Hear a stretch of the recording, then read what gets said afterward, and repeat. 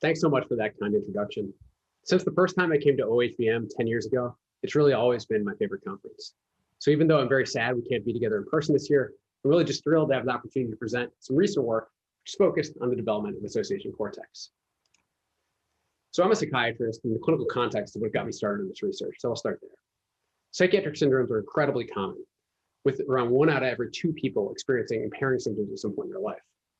Furthermore, unlike other major health problems like cardiovascular disease or neurodegenerative conditions that begin late in life, major mental illness starts young, childhood, adolescence, or young adulthood, leading to a lifetime of morbidity and relatively high rates of mortality.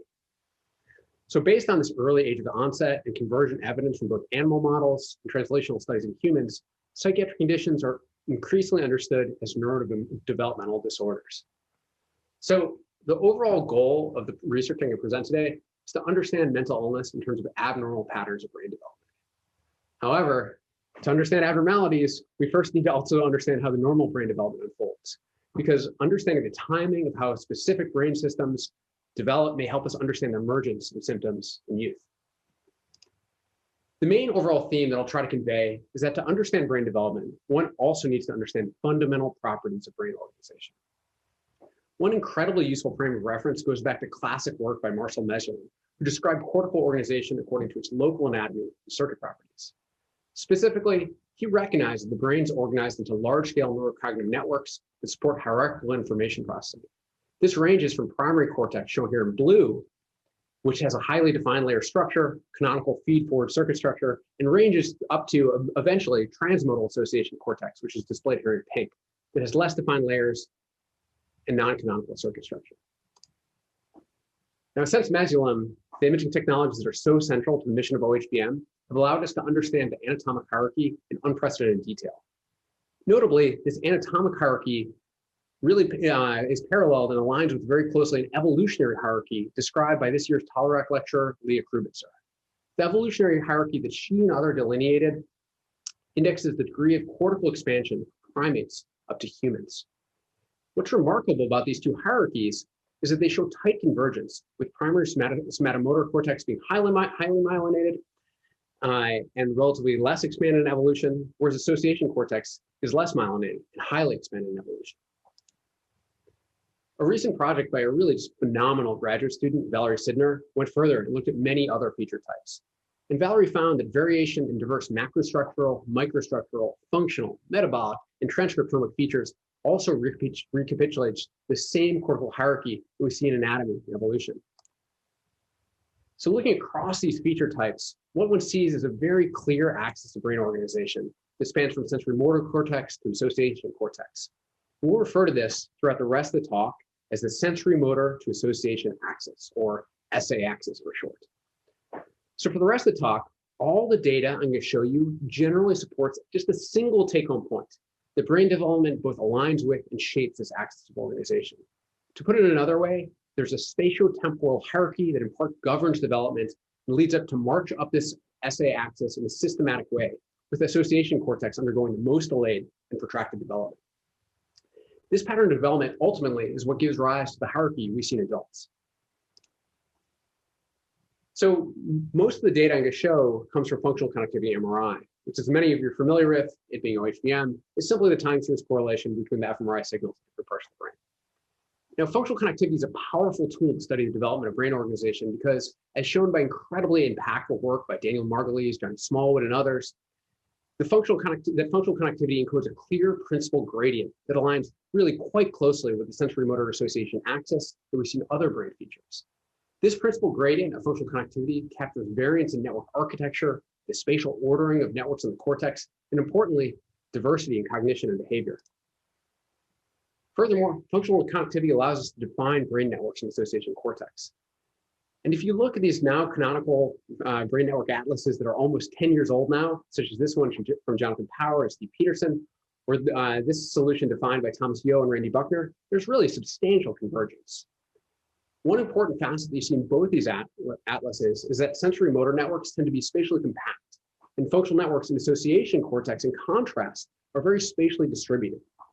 So today, most of the work I'm going to show you focuses on development of these large-scale, spatially distributed association networks. This work using fMRI really builds upon an incredibly rich literature that's established that association cortex undergoes dramatic and protracted development in youth. For example, this canonical study from David Van Essen's group demonstrated that the expansion of cortical surface area in development between infancy and adulthood parallels to a remarkable extent the expansion of cortical surface area seen between humans and macaques. Notably, both the evolutionary expansion and the structural brain development aligns quite closely with the SA axis. So it's natural to ask, what's the function of association cortex that's so expanded in evolution and undergoes such protracted development in humans? Convergence evidence from many different groups suggests that association cortex is largely responsible for the vast array of behaviors, cognitive processes that make us human. Today, however, I'm going to be focused on a broad domain of cognition that's particularly important in adolescent development: executive function. Executive function is a broad domain that encompasses many other different cognitive processes, including working memory, set shifting, response inhibition, and other tasks.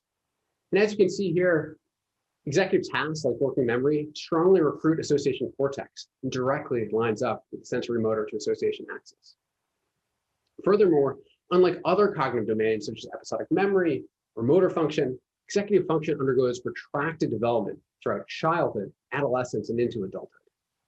This gets to another reason we care about executive function, because nearly all of the behaviors that get adolescents into trouble, think of things like initiation of drug use, violence, other risk-taking behaviors, they're associated with deficits of executive function.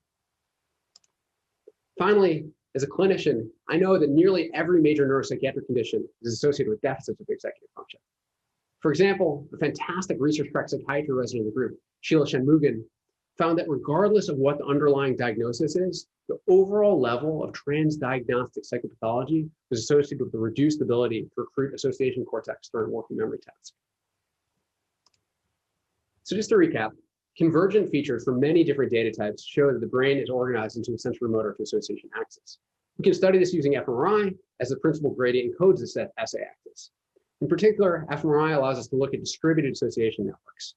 We'll build on earlier work showing that structural development lines up with this SA axis and focus on the development of executive function and how network development and association networks relates to psychopathology.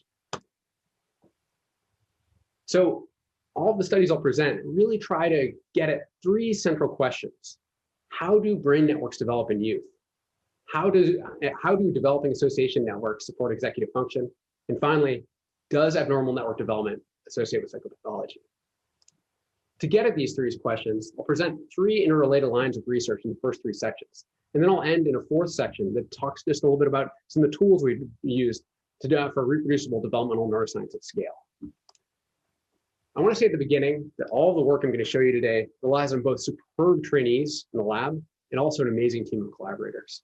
In particular, without my collaborators at Penn, none of the work I'm showing you today would be possible, especially Danny Bassett, network science, Yong Fan, machine learning, and Taki Shinohara in statistics. Furthermore, all the data I'm going to show comes from a single study conducted at Penn called the Philadelphia Neurodevelopmental Cohort, or PNC for short.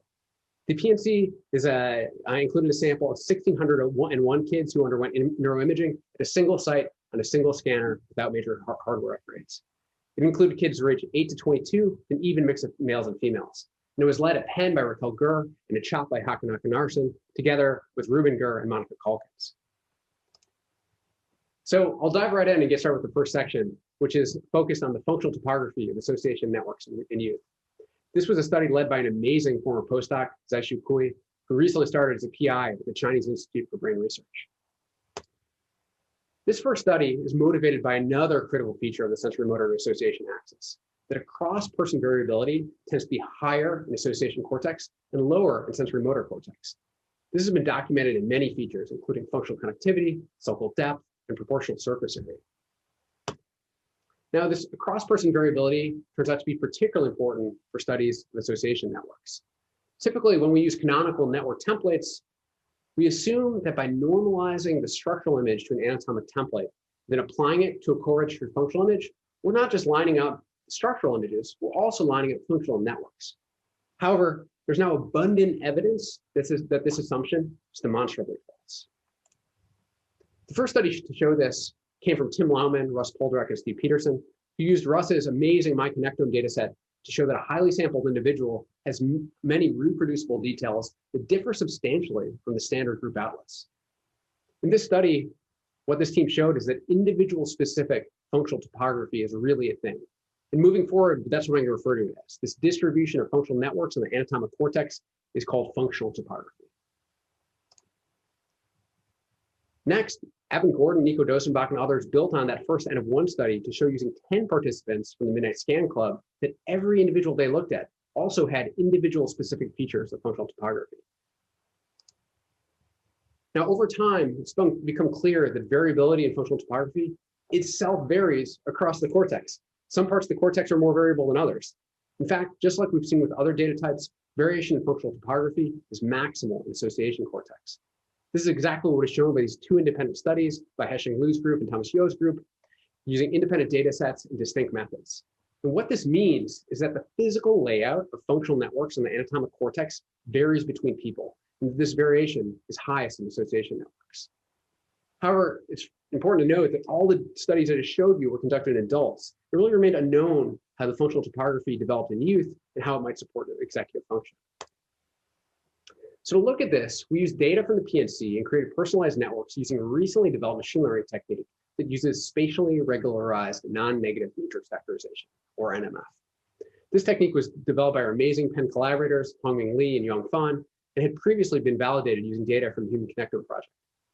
For example, you can see here that individual specific networks made with NMF align incredibly closely with that task activation maps from the same individuals. So we use this technique to build person-specific networks in a sample of nearly 700 kids who had 27 minutes of high-quality fMRI data as part of the PNC. Now, one challenge from studying individual specific networks is potentially if you give an algorithm too much freedom, you may lose ability to find correspondence across participants, which is necessary for both data analysis and drawing conclusions. So to ensure and enforce correspondence, this method first requires that one build a group atlas that's tailored to each individual's data. And here we specified 17 networks to allow for comparisons to other methods. So NMF yields a soft, probabilistic parcellation for each network for each person. You can discretize these for display though. And when we initially examined results from individual subjects, you can see immediately there's just tremendous variation in the functional topography of association networks between individuals. They're located in different places of the cortex, just like we would expect from the initial studies using highly sampled adults. And when we combine this and look across the whole sample, we saw that variability was highest in the association cortex. So just like adults, association networks in kids had the greatest variability in functional topography. Now, this variability map, of course, reminded us of other features of the SA axis.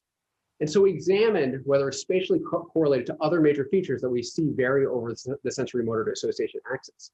We did this using a conservative spin-based spatial permutation test developed by Aaron Alexander Block, Simon Vandekar, Taki Shinohara, and others.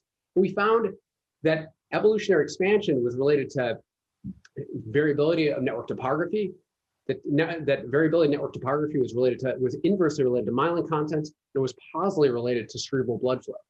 So putting this together, variability in functional network topography is maximal in expanded cortex, and a cortex that's expanded in evolution is lightly myelinated and consumes a disproportionate amount of cerebral blood flow. So in order to examine how functional topography is related to age and associated with executive function, we first derived a super simple summary measure of this high dimension of data. What we came up with we call the total network representation. Now, the total network representation simply quantifies the amount of cortical real estate devoted to each functional network. So for example, here you can see a participant with low total network representation. Here is of the frontoparietal network, and here is a participant with higher total network representation. Notably, because this measure is calculated in normalized space, this analysis controls for differences in surface area between participants. We next looked at how this very simple summary measure is associated with age and executive function. And somewhat to our surprise, we found the total network representation didn't change with age. However, we found that this measure was related to the representation of networks.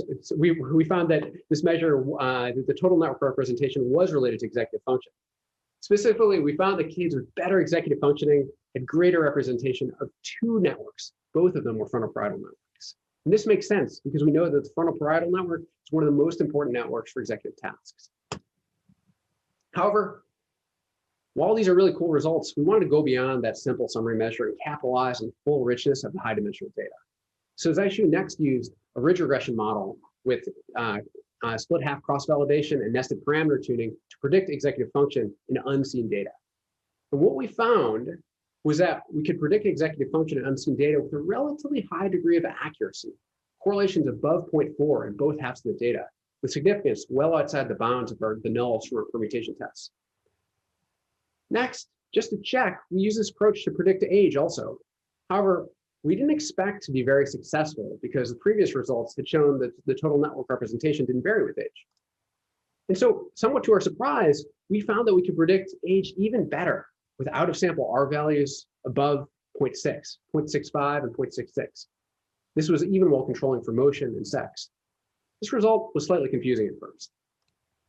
However, when we looked at the model features that allowed us to predict age, we saw that age prediction was completely driven by variation in association networks, especially at the edges of these networks, which appeared to be getting refined with age. Furthermore, the features that predicted age lined up quite closely with network variability and by token, also the sensorimotor to association axis. Going beyond this, a recent follow-up study suggests this is true not just for age, but for sex. In awesome work that was just recently posted on bioRxiv, Shil Shanmugan demonstrated that functional topography could allow a machine learning model to accurately identify the sex of an unseen participant. Like age, this was driven by features in the association cortex, ventral attention network, default mode network, frontoparietal network.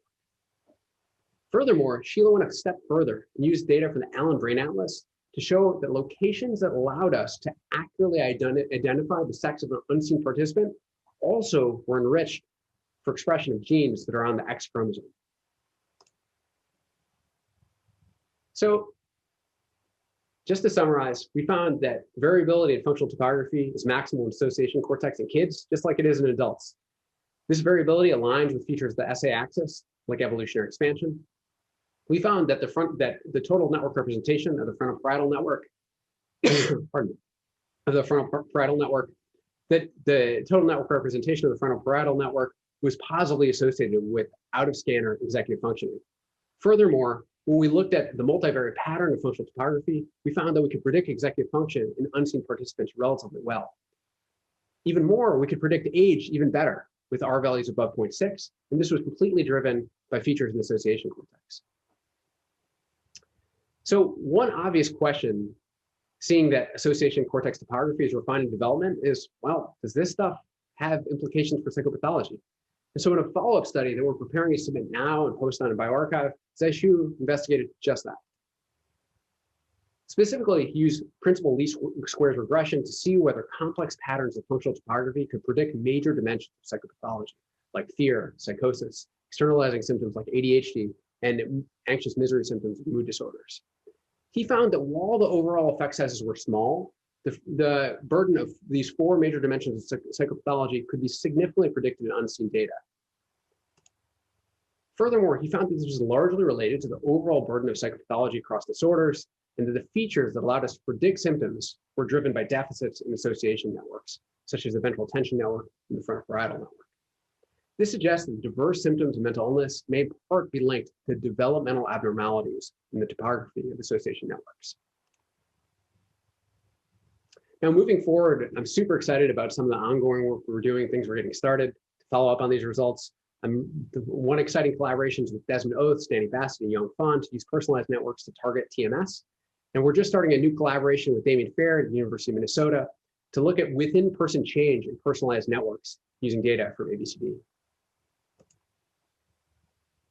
So I'll move on to the next section, which features an unpublished project by a fantastic graduate student, Adam Pines. I'm incredibly excited about this work, and it should be up as a preprint soon. So in the prior section, we discussed how the functional topography of personalized networks evolves with age. But one pretty obvious thing that we didn't evaluate was how patterns of connectivity between these networks change with age. So here, that's exactly what Adam looked at. And to ensure that our results weren't driven by a specific number of networks, instead of building just a single atlas with 17 networks, we used the same spatially regularized non-negative matrix factorization algorithm developed by Hongming Lee and Yong Fan, to instead build 29 atlases, ranging in resolution from 2 networks all the way up to 30 networks. Our main measure of interest here was the between network coupling of each of these networks. Just simply how connected each of these networks was to all other networks. This measure provides a very simple summary of network segregation versus integration. More coupling with other networks, more integrated; less coupling with other networks, more segregated. We wanted to know how this evolved with age. And that's exactly what's plotted here. So each network that we made is on from each resolution is a separate line, which with between network coupling on the y-axis, while age is on the x-axis down here. Furthermore, we've colored each network by its position on the sensory motor to association axis, with transmodal networks being in yellow here, and unimodal networks on the sensory motor end of the axis being in purple. So looking at this plot, 2 things are immediately apparent. First, is that even at age 8, unimodal networks in general tend to have greater between network coupling than association networks. Association networks here in yellow are more segregated, while these sensory motor networks in purple are more integrated. Furthermore, as kids grow up, this pattern diverges even more. Between network coupling increases in the unimodal networks to produce even greater levels of integration, whereas between network coupling declines even further in transmodal association networks. When you put all this together, what you can see is that the sensory motor association axis becomes increasingly defined and evident as kids grow up. So using the same data, another way to see how development coheres to the SA axis is to simply plot the signed age effect versus the transmodality value directly. So on the y-axis, I've plotted, Adam plotted, how between network coupling changes with age, with positive values denoting integration and negative values denoting segregation. And then the x-axis, again, here we have the transmodality value. Furthermore, we colored the networks according to their maximum overlap with Thomas Yeo and Randy Buckner's canonical 7-network solution. Now, networks that didn't have a significant age effect, there weren't a ton of them, but they're grayed out after multiple comparison correction with FDR. And what you can see is that there's this really incredibly clear alignment between how networks develop with age and their position on the SA axis. Specifically, lower order networks at the sensory motor end of the SA axis increase their between network coupling and become more integrated. In contrast, the more transmodal networks, such as the default mode network, become more segregated with age. So this brought up an obvious question, which is, what are the implications of this striking pattern of development for cognitions like executive function? And so as the next step, we looked at the same measure, between network coupling, and examined how it associated with executive function, initially while controlling for age. And to our surprise, we saw a pretty different pattern of results. So here again, I plotted the network's position on the x-axis. On the x-axis, I plotted the network's position on the SA axis, whereas on the y-axis, instead of the age effect, we have more, instead of the age effect, we have the association with executive function. Again here, positive values mean that there's more between network connectivity with better executive function, so more integrated, better performance, whereas negative values mean the opposite, more segregated, better performance. But what we found was a quadratic effect, such that more segregation at either extremes of the sensory motor to association axis were associated with better executive function. This is really driven at either end by, for example, the motor networks and then the default mode networks. So if you look at these 2 plots side by side, you can see they line up in some ways, but are pretty different in other regards. So first, if one just focus on association networks, the effects point in the same direction.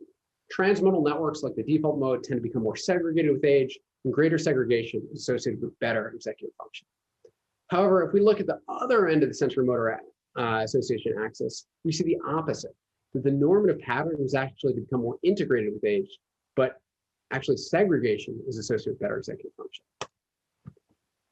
Now, because we know that executive function evolves dramatically over the entire adolescent period into young adulthood, this immediately suggested statistical mediation analysis, examining how the refinement of functional network connectivity might mediate the improvement of executive function with age. So I want to emphasize that this is cross-sectional data and this isn't a causal model. Nonetheless, it can be informative. So what we found was that the degree to which between network connectivity mediates the development of executive function is really strongly driven by network's position on the sensory-motor association axis. Specifically, just as we expect in the prior plots, the normative segregation of transmittal networks in the default mode mediates the improvement of executive function with age, whereas at the other end, the normative integration of networks, of sensory-motor networks at the other end of the SA axis tends to suppress the development of executive function with age. So just to recap and pull this all together, between network coupling and individualized multi-skill networks is higher in sensory-motor networks than association networks, and this pattern only diverges with age. Specifically, age effects are strongly associated with the network's position on the SA axis, with sensory-motor networks integrating while association networks segregate. In contrast, executive function has an opposite pattern, leading to dissociable mediation effects, with normative segregation of association networks being associated with improvements of executive function, while normative integration of sensory-motor networks being associated with worse executive function. When you pull this together, the data suggests that sensory-motor association axis becomes more distinctly defined with development, and that some aspects of this developmental process, in particular, the segregation of association networks, supports the development of executive function. So one cool thing about these findings is that there's convergent evidence now coming out for some of these results. So for example, we're not the only ones to see this.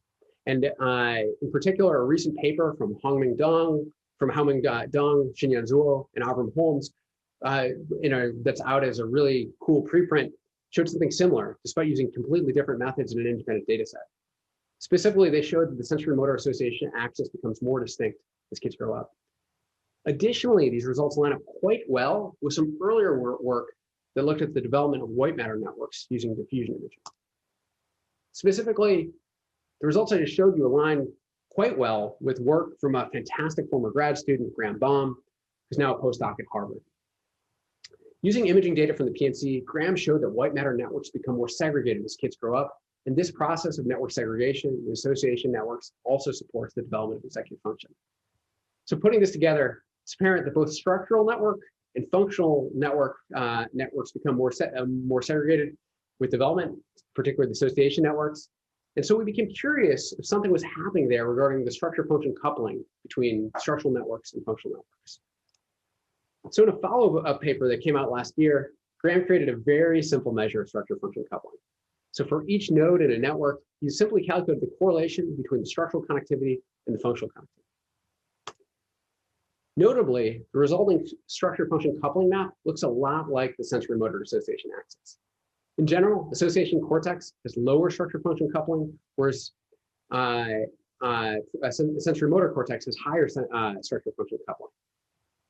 We used, again, spin-based spatial permutation analyses to test this alignment, and this revealed that this structure-function coupling map significantly aligned with both the principal gradient from functional connectivity and evolutionary expansion.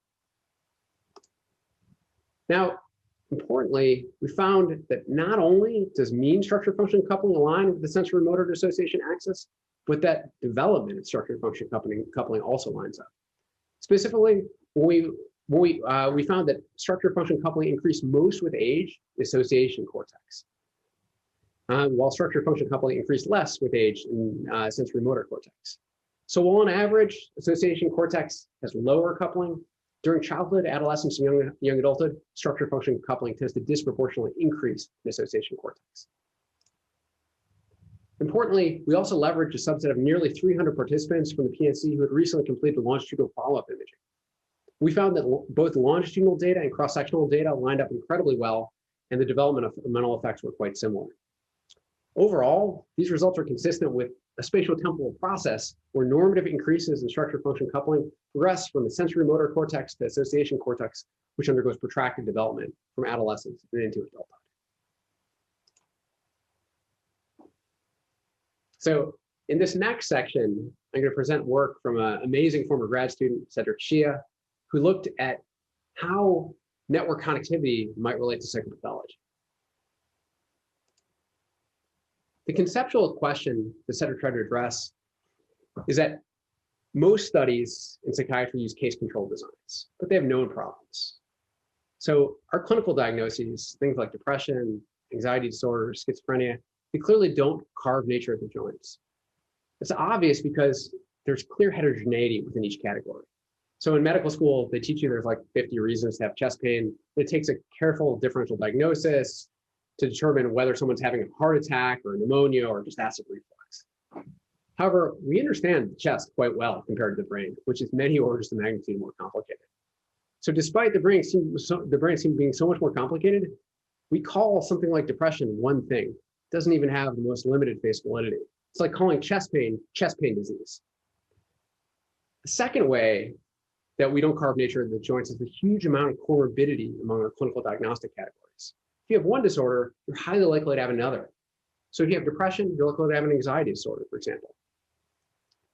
Comorbidity is the rule, not the exception. And the third way is that there's very clear dimensional effects rather than the clear dichotomous boundaries that are codified in the DSM.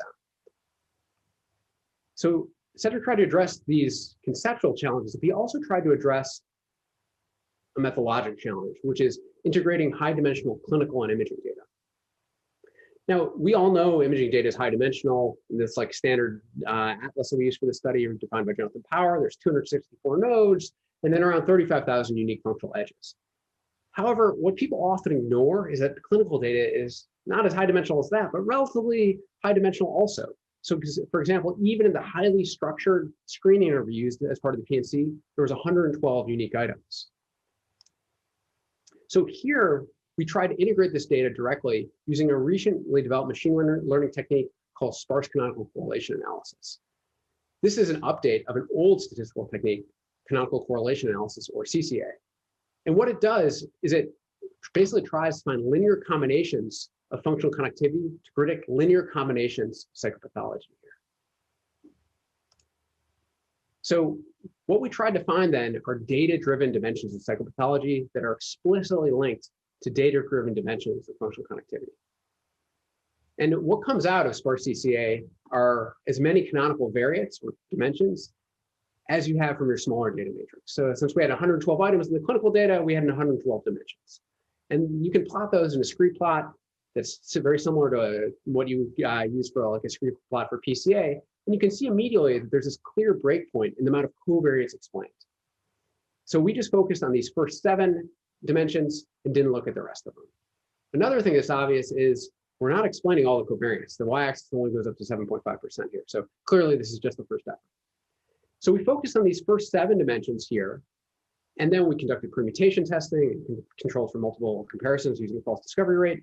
And 3 were significant, and a 4th was marginal. It didn't survive multiple comparison correction. So we're just gonna focus on these 4, and I'll try to unpack them as we go. But what we're gonna call them is mood, psychosis, fear, and externalizing behaviors. And so this is the main statistical result, and all the subsequent analyses that I'll show you are to unpack this result. So one thing you can do is try to assess how well, which model features on both the clinical side and the imaging side drive each of these dimensions that come out of sparse CCA. And so what Satterthwaite did is he plotted on the outer ring of this ring plot, the canonical section from the DSM that are encoded in the clinical screening interview. So this is the psychosis section, this is the mania section, this is the depression section, this is the ADHD section, et cetera. And then on the inner rings, we showed the loadings of the data-driven dimensions of psychopathology that were significant after the bootstrap resampling analysis. So in this first dimension, dimension A, that we're calling mood symptoms, you look and the highest loading was on an item feeling sad, which makes sense. We also had it for a mood dimension. Also, we had significant loadings on other things in the depression section, things like crying and anhedonia. But also, notably, it wasn't only in the depression sections that we had significant loadings. We had significant loadings also in a mania item and an OCD item. But if you look at what that mania item was, it's irritability. And we know that kids with depression often are quite irritable. Similarly, if you look at the OCD item, it's thoughts of harming yourself. So what you can see is that in general, this data-driven dimension of psychopathology aligns with our clinical experience, but also bleeds across these diagnostic boundaries in a very interpretable way. So for the second dimension, which we call the psychosis dimension, the highest loading was on auditory hallucinations. And you had significant loadings on many of the other psychosis items. But again, it bled across the diagnostic boundaries, and you had significant loadings on 2 mania items. And again, this kind of makes sense because we know from genetic studies that the genetic risk of psychosis and bipolar disorder is highly overlapped. In the third dimension, which we call fear, there are significant loadings of social phobia and agoraphobia. And in the fourth dimension, which we call externalizing behaviors, there are significant loadings in attention deficit symptoms and oppositional defiance symptoms. So as a next step, we conducted that same bootstrap resampling analysis on the imaging features, just like we did on the clinical features I just talked about. And the main take-home point here is that each of the data-driven dimensions of psychopathology had specific signatures of between-network disconnectivity. However, I really want to focus on one feature that was shared across these dimensions, which is that there's a loss of modular segregation of association networks. So all 4 of these data-driven dimensions showed a loss of modular segregation, in particular for association networks. And that's important and interpretable because we know from all the data I just showed you that segregation of association networks is one of the canonical things we see as kids grow up. So finally, I should have mentioned, we conducted all those analyses in a discovery sample of 600 kids, and we left 336 kids out. And we then repeated all the same procedures. And in general, we found largely convergent results. The psychosis dimension didn't replicate, possibly because the sample size is smaller and the data is noisy, but we did find replication of mood, fear, and behavioral symptoms. So just to put this together, we found linked dimensions of functional disconnectivity in psychopathology. In general, these cohered with our clinical experience, but also bled across diagnostic boundaries in a very interpretable way. And the feature that was common across all 4 dimensions was a loss of network segregation and association networks. So I'll end in this last section by talking about some of the tools we've developed in the lab to help us conduct reproducible neuroscience at scale. So it should be clear from the data I've shown you, charting normal and abnormal brain development requires large samples. Large samples provide a ton of statistical power, but on the other hand, one thing we got to be careful with is they provide a lot of sensitivity to artifacts. And I've been showing you mainly functional connectivity data today, and the most notorious artifact of functional connectivity is in-scanner motion. So going back to 2012, 3 independent groups all showed, using independent data and slightly different methods, that motion systematically biases estimates of functional connectivity. Shown by Jonathan Power, Steve Peterson at WashU, Kuna Van Dyke, Randy Buckner, Harvard, and our team at Penn. And basically what you should see is that as kids move more in the scanner, locations of the brain that are close together have increased connectivity, and locations of the brain that are far away from each other can have decreased connectivity. Later, we've shown that this isn't true just for functional connectivity, but structural connectivity networks reconstructed using diffusion imaging are similarly impacted by motion artifacts. And this is particularly important for studies of brain development. And you really don't have to scan thousands of kids to see that it's going to be a problem. You just have to meet and look at kids, and you can see that they have trouble sitting still. This is like very apparent in my house at dinner. And because younger kids move more, and motion is such a powerful artifact, if you don't carefully control for artifact and motion in studies of brain development, you're not going to be studying brain development. You're just going to be describing motion artifact. So as a result, we put a lot of effort in trying to understand how to best denoise our fMRI data to remove this motion signal and retain signal related to development and network structure. And in a work led by an amazing former data analyst, Roscoe Chidich, who's now a graduate student at Stanford with Russ Poldrack, we looked at 14 different commonly used denoising pipelines. And what Roscoe found was that there's just massive heterogeneity in the efficacy of the standard techniques. Techniques that our lab uses and many other people use might leave 1% of functional edges that are significantly related to motion in your network. On the other end, other commonly used techniques might leave up to 80% of your network edges related to motion. So as part of this work, Roscoe built a modular pre-processing pipelines that we call extensible connectivity pipelines. And we initially conceived of this as a nose-to-tail pre-processing pipeline that goes from start all the way to finish building your networks, doing performance assessment, everything. However, at that time, Oscar Esteban, Chris Gorgolowski and Russ Poldrek were building fMRI prep. And fMRI prep does around the first half of what XCP does, but in our opinion, it just did it better. So as a result, because we just want to use software that works, I don't care if it was built by MATLAB or someone else, we refactored XCP to be a post-processing module that works directly with fMRI prep. This is work done by the incredible data engineer in our lab, Aziza Mimpe. This has been very popular and has been downloaded 6,000 times from Docker Hub. Now, not content just to have these kind of containerized, highly reproducible pipelines for fMRI, Matt Cieslak, the amazing senior scientist in our group, built QSI prep. QSI prep is a fully containerized pipeline that can handle nearly any diffusion imaging acquisition.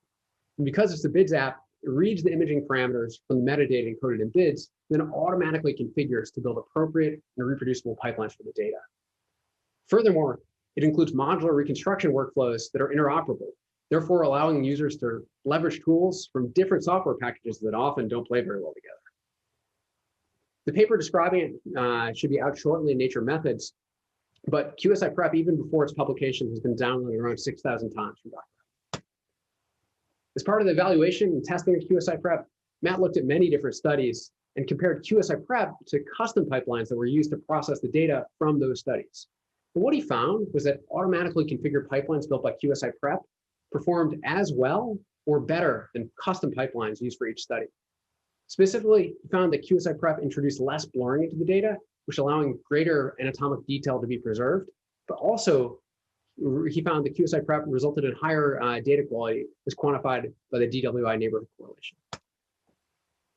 Most recently, Aziz has built ASL prep to process arterial spin-labeled MRI to quantify cerebral blood flow. The paper describing ASL prep was recently just posted to bioRxiv, which is already seeing wide use. And as part of the evaluation of ASL prep, Aziz processed over 3,000 sessions for 5 studies that span the full lifespan. And what he found was this striking pattern of CBF across the lifespan, blood flow declining in youth, staying relatively flat in middle age, and then declining again in aging.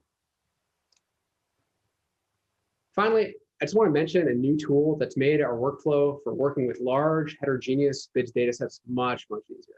It's called QBIDS, for curation of BIDS. And the development was led by Sydney Kovitz, incredible data analyst in the lab, and Matt Cieslak.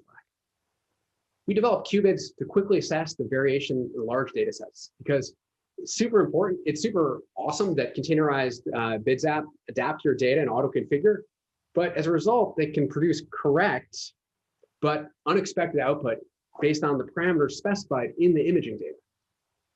So QBIDS streamlines the workflow for inspecting, handling, testing, and running heterogeneous data sets by detecting all the unique combination of parameter groups in your data. Then this allows one to test your containerized pipelines in a small subset of the data, but know that that data you're testing it on spans the full variation of acquisition parameters in your large heterogeneous data set. That means that when you're ready to run the whole data set, you can run it with confidence and know there's not going to be any surprises. Importantly, all the commands are wrapped in Data Lab to ensure a fully reproducible workflow. QBIDS has been particularly useful for perhaps the ongoing project I'm most excited about right now, something called the Reproducible Brain Charge Project, or RBC, that I lead together with Mike Millam. RBC is an effort to aggregate, process, harmonize, and share several of the largest studies of brain development, including PNC, the Healthy Brain Network, NK-Rockland, the Brazilian high-risk cohort, and the Human Connectome Development Project. So we're working to carefully curate, QA, and process all the functional and structural imaging data with fully reproducible pipelines that are harmonized across all these studies. Furthermore, in work led by Giovanni Saloon and Porto Alegre and his team, we're harmonizing the diverse clinical measures collected from these samples. Ultimately, the raw data, the process data, the containers, and all the code will be shared on Indy. And hopefully this will allow for people to use and combine these awesome data sets easily, do better science, and not have to recreate the wheel. So I'll end by just thanking the really amazing team that has made all this work possible.